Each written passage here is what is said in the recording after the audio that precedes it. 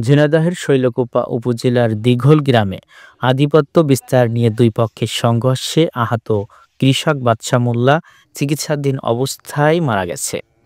সোমবার সকালে Dhaka medical college হাসপাতালে চিকিৎসাধীন অবস্থায় তার মৃত্যু হয়। নিহত বাদশা মোল্লা ওই গ্রামের রাহেন মোল্লার ছেলে এবং বিএনপি কর্মী।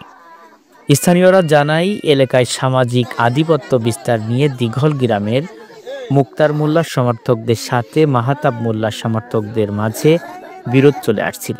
এরই জেরে গত শুক্রবার উভয় পক্ষের সমর্থকদের মধ্যে সংঘর্ষ হয়। এতে মুক্তার মোল্লার সমর্থক বাদশা মোল্লা গুরুতর আহত হয়।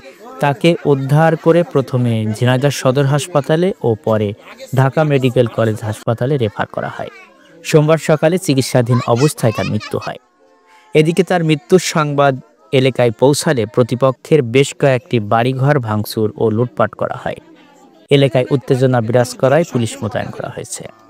ঝিনাইদহের অতিরিক্ত police super crime Mohidur Rahman জানান, ঘটনাস্থলে অতিরিক্ত পুলিশ মোতায়েন আছে, পরিস্থিতি এখন শান্ত আছে।